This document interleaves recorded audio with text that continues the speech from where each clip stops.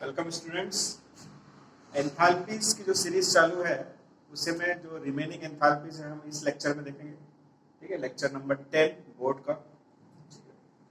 इसमें उस सीरीज में जो एंथैल्पीज अब आएगी वो है enthalpy of dilution.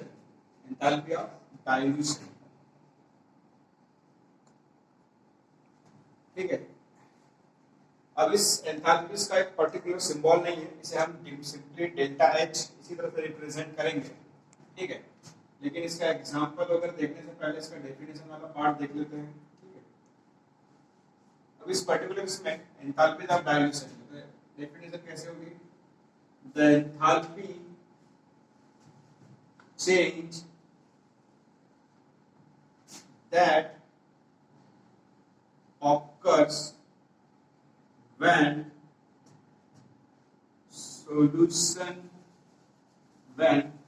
a solution of one concentration is diluted so as to form a solution of another concentrations, ठीक है ना, is known as enthalpy of dilutions, ठीक है। अब इसका मतलब क्या समझिए इसको, ठीक है। यहाँ पे a solution of one concentration, ठीक है ना, उसको क्या कर रहे हैं हम? डाइल्यूट कर रहे हैं ताकि क्या बने? A solution of another concentration. मतलब एक ऑलरेडी सॉल्यूशन है, उसमें आप कुछ क्वांटिटी में सॉल्वेंट मिलाते हो और उसे, ठीक है ना, एक दूसरे सॉल्यूशन में कन्वर्ट करते हो जिसका कॉन्सेंट्रेशन डिफरेंट रहेगा, ठीक है। अब इस बात को समझने के लिए जरा देखिए एग्जांपल, ठीक है। अब इसमें HCl, ठीक है ना। अब इस HCl जो गैस फॉर्म में है, इसमें मैंने H2O मिलाया जो लिमिटेड क्वांटिटी में है, लिमिटेड क्वांटिटी में है, ठीक है। ये कन्वर्ट हो गया बेटा HCl एक्वस, ठीक है। अब इसमें इसका डेल्टा H जो है वो आता है -73.26 किलो जूल, -73.26 किलो जूल, ठीक है। अब इसमें दूसरा एग्जांपल, ये लिमिटेड क्वांटिटी में था वाटर। अब इसमें HCl वही गैस फॉर्म में, फिर से वाटर, लेकिन अभी यहाँ पे मैंने जो वाटर मिलाया वो एक्सेस में, ठीक है। अब अगर मैं एक्सेस में मिलाता हूँ तो जो ठीक है, जो सॉल्यूशन बनेगा वो तो एक्वस ही रहेगा, लेकिन इस कंडीशन में जो डेल्टा एच आता है वो आता है -75.14 किलो जूल, 14 किलो जूल, ठीक है। अब इसमें, ठीक है, तो सेम सब्सटेंस हमने सेम लिया दोनों इसमें। यहाँ पे वाटर लिमिटेड क्वांटिटी में है तो उसकी एंथैल्पी ऑफ डाइल्यूशन, ठीक है ना, एंथैल्पी ऑफ सॉल्यूशन ये आता है। दूसरे इसमें हमने H2 का एक्सेस में लिया, ठीक है ना। यहाँ पे भी एंथैल्पी ऑफ सॉल्यूशन -75 के आसपास आता है, ठीक है। तो बेटा ये जो है इसे हम बोलेंगे एंथैल्पी ऑफ सॉल्यूशन, ठीक है ना। ये वाला जो है इसे भी कहा जाएगा एंथैल्पी ऑफ सॉल्यूशंस, ठीक है। लेकिन therefore enthalpy of dilutions, dilution निकालना है किस तरह से निकालेंगे? तो -75.14, उसमें से माइनस, फिर ये -73.26, ये आ जाएगा -75.14 प्लस 73.26, ये आ जाएगा -1.88 किलो जूल, ये आता है इस तरह से, ठीक है ना। तो एंथैल्पी ऑफ डाइल्यूशन देखो किस तरह से निकालेंगे, ठीक है। ये एक इक्वेशंस जिसमें हमने सॉल्वेंट को लिमिटेड क्वांटिटी में रखा है, दूसरा इक्वेशंस वही सब्सटेंस है, हमने यहाँ पे सॉल्वेंट को एक्सेस में रखा है, दोनों में एंथैल्पी ऑफ सॉल्यूशन आई, ठीक है ना। तो जो ज्यादा आई है उसमें से कम वाले को माइनस कर देना, जो डिफरेंस आएगा बेटा उसी को हम क्या बोलेंगे, एंथैल्पी ऑफ डाइल्यूशन, ठीक है। बहुत सिंपल है, ध्यान रखिए, ठीक है, 1 मार्क्स के लिए। यहाँ पे भी जो भी एंथैल्पीज हम पढ़ेंगे बेटा वो सभी 1 मार्क्स वाली ही है, डेफिनेशन के साथ एग्जांपल्स, ठीक है। चलो आगे चलते हैं, ठीक है। अब इसमें नेक्स्ट जो एंथैल्पीज हम पढ़ेंगे, ठीक है, वाई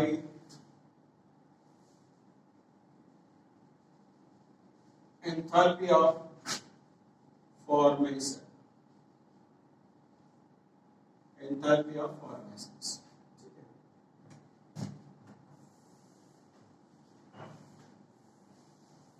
ठीक है। अब एंथैल्पी ऑफ फॉर्मेशन में सिंबल है यहाँ पे डेल्टा एच एफ, हम ऐसा सिंबल यूज कर सकते हैं, ठीक है ना। अब इसमें डेफिनेशन क्या होगा, ठीक है, तो इसमें डेफिनेशन मतलब पार्ट में the enthalpy change that accompanies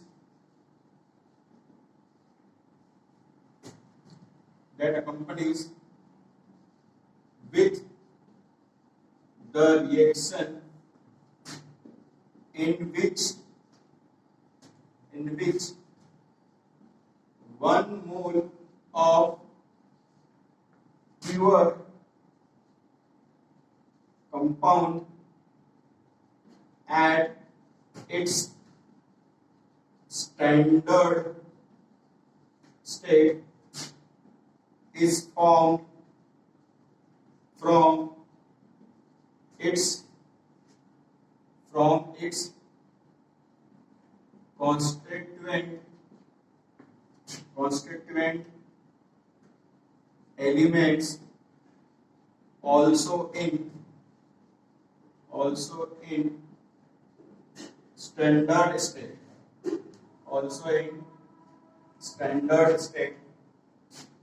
is known as enthalpy of formations। देखिए, ठीक है। अब यहाँ पे सबसे इंपॉर्टेंट चीज क्या है, 1 mole of pure compound at its standard state, ये फॉर्म करना है। कैसे फॉर्म करना है बेटा, constituent elements also in their standard state, ठीक है ना, कंपाउंड का फॉर्मेशन करना है, ठीक है। तो एग्जांपल बहुत इजी है, मान के चले कि अगर आपको इधर H2O बनाना है, मान लो ये कंपाउंड है और ये स्टैंडर्ड फॉर्मेट में लिक्विड फॉर्म में रहता है, ठीक है। इसमें एलिमेंट्स कौन से दिख रहे हैं, तो आपको हाइड्रोजन जो स्टैंडर्ड फॉर्मेट में H2 इस फॉर्म में रहेगा और गैसियस फॉर्म में रहता है, दूसरा ऑक्सीजन वो है O2, वो भी गैसियस फॉर्म में रहता है। रिएक्शन को बैलेंस करना है तो 1/2, इस तरह से ये रिएक्शन बैलेंस हो जाएगा। मतलब यहाँ पे कंपाउंड अपने स्टैंडर्ड फॉर्म में फॉर्म हो रहा है, अपने ही एलिमेंट्स, ये भी एलिमेंट है, ये भी एलिमेंट है, दोनों गैसियस फॉर्म में है, दोनों स्टैंडर्ड फॉर्म में है, ठीक है ना, बराबर है। अब इसमें स्टैंडर्ड फॉर्मेट में है, अब इसमें डेल्टा एच फॉर्मेशंस, ठीक है। अब इसमें दो चीजें करीब आ रही है, इस वजह से डेल्टा एच फॉर्मेशन हमेशा कैसा रहेगा, नेगेटिव, ठीक है ना, इसमें ज्यादा सोचने की बात नहीं, ठीक है। तो इसको हम, ठीक है, यहाँ पे इसको कंप्लीट करते हैं, डेल्टा एच फॉर्मेशंस, ठीक है। इसमें एक फॉर्मूला आएगा डेल्टा एच फॉर्मेशन वाला, ठीक है। उस फॉर्मूले को लिखने के लिए, ठीक है, न्यूमेरिकल के हिसाब से बहुत ज्यादा इंपॉर्टेंट है फॉर्मूला, तो आप इसको नोट डाउन कीजिए यहाँ पे, ठीक है, अलग से नोट करके लिखिएगा, ठीक है। अब इस फॉर्मूले में कैसे निकालेंगे, ठीक है, तो डेल्टा एच इक्वल, ये रिएक्शन के लिए रहेगा, summation delta H, summation delta H formation, ठीक है, यहां पे रहेगा product minus summation delta H formation, उसके बाद में रहेगा यहाँ पे रिएक्टेंट। ठीक है, ये फार्मूला है, बहुत इंपॉर्टेंट फार्मूला है ये। ठीक है बेटा, इसमें यहाँ पे ये लगा रहा नॉट, एक्चुअल में ये स्टैंडर्ड को रिप्रेजेंट करता है। स्टैंडर्ड वर्ड किससे रिलेटेड है मैं आपको बताऊंगा। डेल्टा एच मतलब ये हो जाएगी एंथैल्पी ऑफ द रिएक्शंस। ठीक है ना, यहाँ पे प्रोडक्ट के लिए और यहाँ पे रिएक्टेंट के लिए, डेल्टा एच नॉट और डेल्टा एच नॉट, इस तरह से फार्मूला बनेगा। ठीक है, इस फार्मूले को आप नोट डाउन करें, इस पर न्यूमेरिकल्स देखने वाले हम नेक्स्ट क्लास स्लाइड में। ठीक है, किसी भी रिएक्शन में प्रोडक्ट की जो फॉर्मेशन एंथैल्पी रहेगी उसको हम ऐड करेंगे। समेशन का मतलब होता है ऐड करना, और उसमें से रिएक्टेंट की जितनी भी रिएक्टेंट होगी सबकी एंथैल्पी को प्लस करके ये निकालेंगे, प्रोडक्ट के एंथैल्पी से रिएक्टेंट की एंथैल्पी को माइनस कर देना, तो एंथैल्पी ऑफ रिएक्शन आ जाती है। ठीक है ना, तो इस तरह से फॉर्मेशन एंथैल्पी का हम इस तरह से यूज कर सकते हैं, जरा ध्यान रखिएगा। ठीक है, उसके बाद में नेक्स्ट आगे बढ़ते हैं। ठीक है,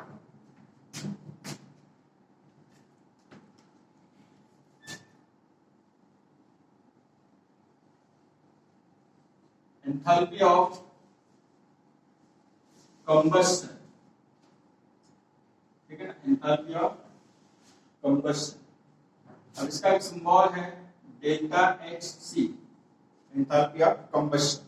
ठीक है ना,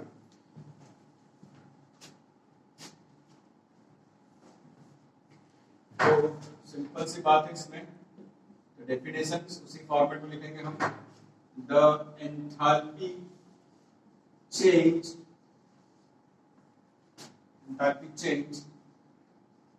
that accompanies with the reaction in which one mole of a substance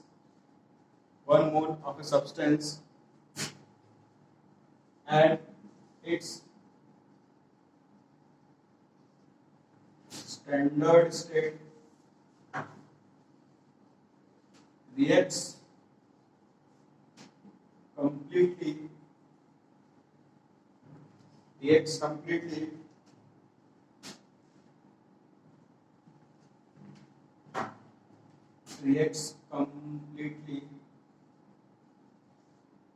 with oxygen. ठीक है ना, तो इसको कंप्लीट करेंगे फिर। Is known as enthalpy of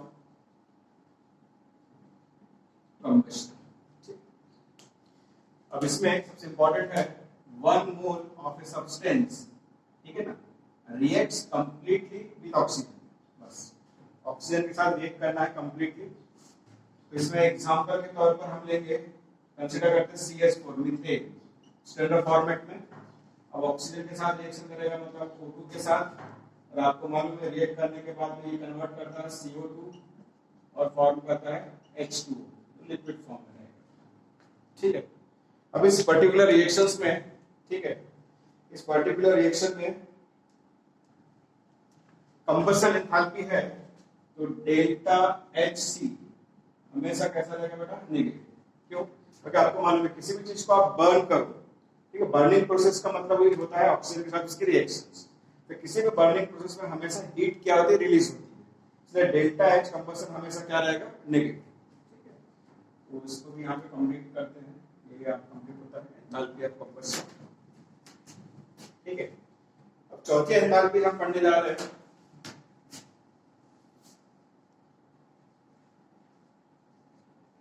enthalpy of, इसको इस तरह लिखा जाएगा, एंथैल्पी ऑफ अपना लिखते हुए बॉन्ड एंथैल्पी। ठीक है, बॉन्ड एंथैल्पी क्या होता है, उसे देख लो, ठीक है ना, बहुत सिंपल है। इसमें इसका भी कोई सिंबल नहीं है, इसलिए हम डायरेक्ट डेफिनेशन ही लिखेंगे इसमें, ठीक है ना। किसी किसी एंथैल्पी के बेटा सिंबल नहीं दिए हुए, ठीक है, इस एंथैल्पी और डाइल्यूशन का सिंबल नहीं दिया हुआ है, ठीक है। इसके पहले तो एंथैल्पी ऑफ बॉन्ड फॉर्मेशन जो है, ठीक है ना,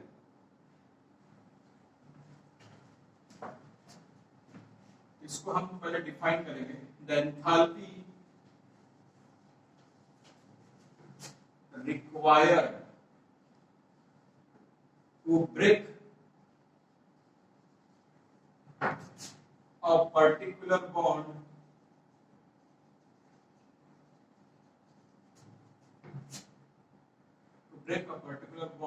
in 1 mole of a gaseous substance. Enthalpy required to break a particular bond in 1 mole of gaseous substance is known as bond enthalpy. ठीक है। अब इसमें सबसे इंपॉर्टेंट चीज क्या है? Required to break a particular bond in 1 mole of gaseous substance, ठीक है। किसी भी सब्सटेंस का 1 मोल लेना, किसी भी सब्सटेंस का 1 मोल, कोई भी सब्सटेंस अपने स्टैंडर्ड फॉर्मेट में उसका 1 मोल, उसमें से, ठीक है, किसी एक पर्टिकुलर बॉन्ड को ब्रेक करने के लिए जो भी एनर्जी लगेगी उसे हम क्या बोलेंगे? Bond energy. अब एग्जांपल जो लिखते हैं हम इसमें, ठीक है, एग्जांपल में बॉन्ड एंथैल्पी, ठीक है। मान लो इसमें हमने कंसीडर किया H2, अब ये गैस, ठीक है ना, आपको मालूम है 2 H के बीच में एक कोवेलेंट बॉन्ड होगा, ठीक है। अब इसकी क्वांटिटी कितनी लेनी? 1, लेकिन उसमें से किसी एक पर्टिकुलर बॉन्ड को ब्रेक करने के लिए, अब इसको यहाँ से ब्रेक करेंगे तो आपको मालूम है H एक सिंगल एटम अलग हो जाएगा जो गैसियस फॉर्म में रहेगा, दूसरा एटम भी अलग हो जाएगा जो गैसियस फॉर्म में रहेगा, इस तरह से बॉन्ड ब्रेक हो गया। तो इस कंडीशन में डेल्टा H की वैल्यू क्या रहेगी बेटा? जो भी रहेगी वो कैसे रहेगी? पॉजिटिव, ठीक है ना। वैल्यूज हमें लर्न नहीं करनी है, बस हमें इतना ध्यान रखना है कि पॉजिटिव रहेगा या नेगेटिव रहेगा, ठीक है। बहुत सिंपल सी बात थी। अब इस पर्टिकुलर इसमें एक फॉर्मूला है जिसको न्यूमेरिकल्स आते हैं, तो उस फॉर्मूले को मैं यहाँ पे नोट डाउन करवा रहा हूँ, ठीक है। तो इसमें डेल्टा H0, ठीक है ना, यहाँ पे भी समेशन डेल्टा H0, और इसमें, ठीक है ना, यहाँ पे लिखा जाएगा रिएक्टेंट बॉन्ड, ठीक है, और उसमें से फिर माइनस करेंगे summation delta H0 product bond, ठीक है, प्रोडक्ट बॉन्ड। तो इस तरह से आप इसे कंप्लीट कर सकते हैं। अब देखो इस फॉर्मूले में और इस फॉर्मूले में क्या डिफरेंस है? यहाँ पे बेटा प्रोडक्ट पहले है और यहाँ पे बॉन्ड वाले में रिएक्टेंट पहले है, ये ध्यान रखिएगा। तो ये जो है delta H0 enthalpy of the reaction होती है, summation delta H0 reactant bond minus summation delta H0 product bond, ठीक है ना। इस तरह से इस बॉन्ड एंथैल्पी को भी यहाँ पे हम कंप्लीट करते हैं, ठीक है। तो आज इस लेक्चर में, ठीक है, हमने 4 एंथैल्पीज कंप्लीट की, enthalpy of dilution, enthalpy of formation, enthalpy of combustion और बॉन्ड एंथैल्पी, ठीक है ना। एंथैल्पीज का लगभग एक एंथैल्पी भी बची है, जो एंथैल्पीज ऑफ रिएक्शन करके वो हम नेक्स्ट लेक्चर में कवर करेंगे, इसको यहाँ पे स्टॉप करते हैं।